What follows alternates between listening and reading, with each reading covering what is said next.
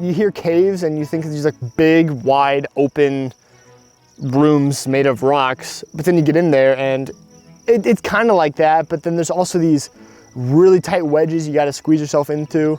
Like if I didn't know any better, I would think there's nowhere to go. There's no other place to go, but then you're climbing in a crevice that's like as little as 8 inches wide, and certainly different than what you'd expect.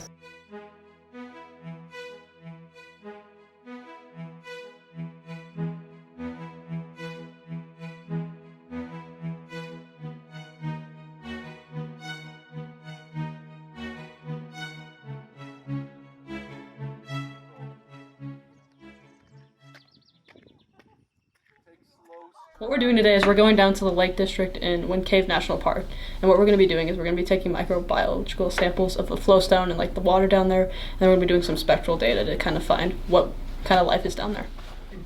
Me and Jenna will be doing spectroscopy of just like we were doing on like the zebra rock, but for other things. Yeah, so we'll be like looking at the flowstones and stuff and kind of using black light and a spectrometer to kind of find what kind of organics we're seeing down there, which we can replicate in the lab to kind of further identify what we're looking at. And I'll be getting samples to hopefully replicate the fungal growth to see the antibiotic properties later on once I'm back in the lab back at UNI.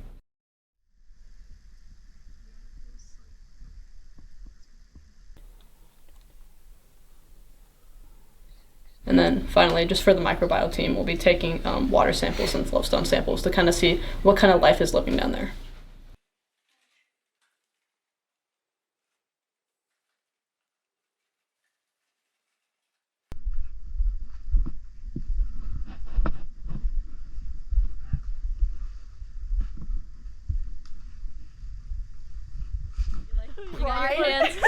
Got your hands and you're like got this huge big cavern in between you that's just like a drop. And you you're like, don't want to look down. Yeah, no. There was so many times where like the floor was only a few inches thick before it like went to the next cavern, and so at points there's like actually holes in there, and so you have to like pry yourself on the walls.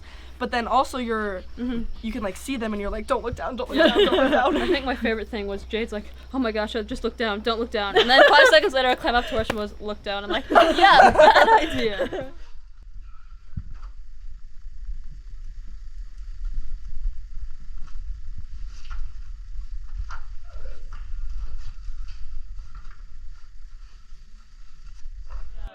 It was very rewarding to get there and actually see it, and there's just this big peninsula in the middle, and you could hear the running water before you actually start to see it, and you're just like, oh my god, it's a cute little stream.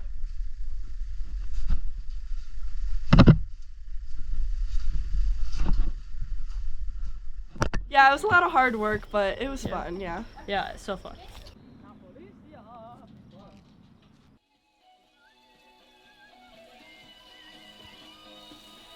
Mostly, we've just been hanging out, talking to get to know each other, which has been really fun to me.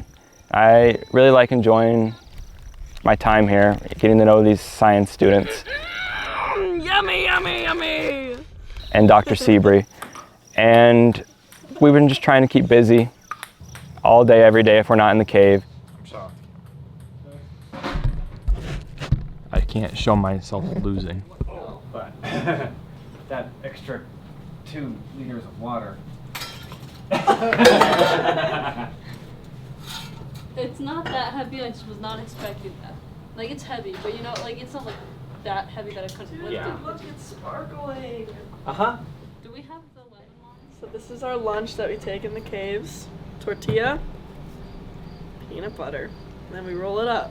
That's about it. It's pretty complicated. Yeah, but it's really good.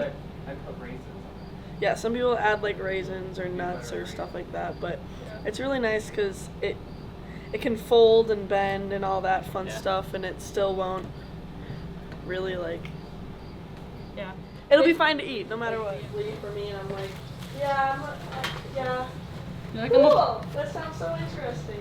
You're like, I'm a And biochemist. they're like, oh, what do you want to be when you're older? I'm like, a biochemist. And they're like, oh, so you already knew all of that. So we're going to Half Mile Hall, and it's going to be very strenuous, but I'm pretty excited because we haven't really done anything that far deep in the cave. The big expedition kind of side for us is kind of expanding our reach. This is twice as long as we've ever gone in the cave. So it's going to be a really big like push out for us and kind of getting us ready for the future of looking at what we can do at Lake Vega and stuff like that, which are big targets for us in the future. All right.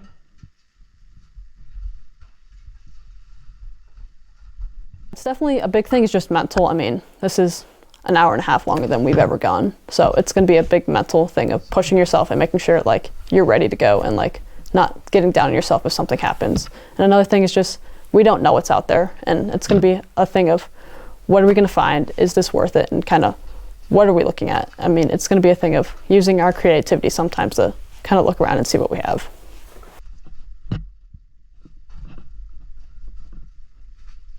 I think it was really important to start off with a really fast pace and just, it's okay to get slower from there, but if we were to start with a slow pace, it would have been really hard to overcome that.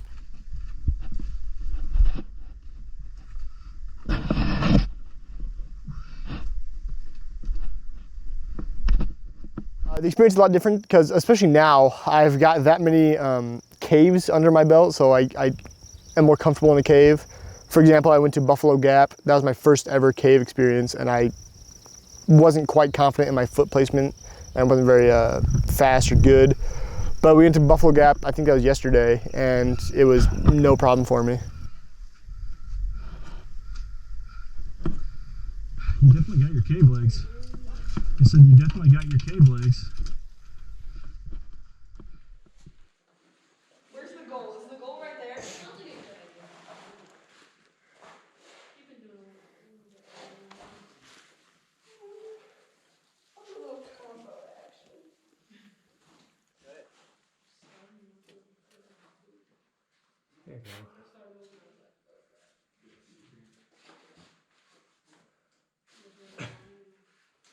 The more you go into it, the more you do, the way easier and way more fun it will be for the next time.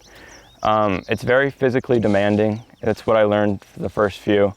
But once you're out of it, you're like, that wasn't so bad, I lived. But during it, it's kind of like, when are we gonna get out of here? When are we gonna get out of here? But after it's done, you're good. You're like, oh, that wasn't so bad, I could do that again. And the more you go on, the more fun it has been for me. Oh, you did.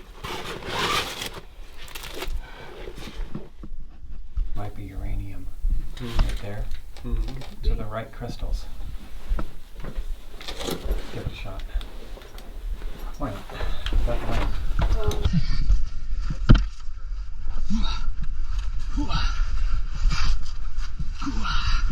Probably a lot of bruises. Ask me tomorrow. I I don't know if I'm gonna be able to get up tomorrow. And Ben definitely heard a couple choice words out of me climbing up the Boxford chimney. Yeah, there was one time I didn't, this is so funny, but I like didn't see the rock for some reason. I ran right into it like full power, and I like flew backwards. Like it was like a ricochet. Yeah, just slammed into the rock, but it's fine.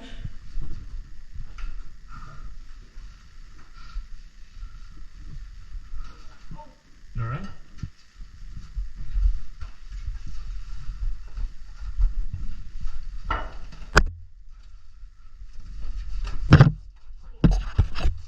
Did the same thing. Really?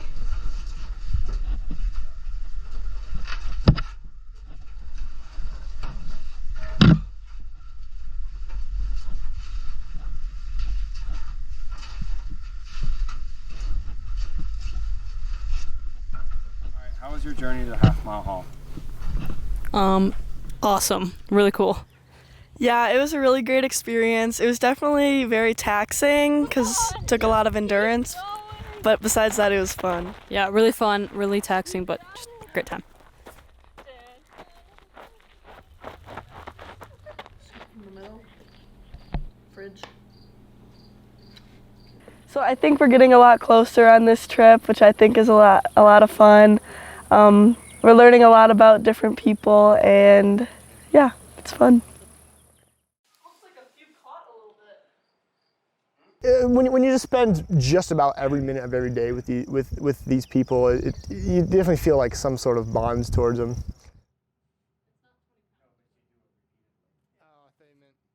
it's been very fun outside of the cave, even with no phones. We've been getting to know each other very well the past few days, so it's been very enjoyable. Toby looks really athletic.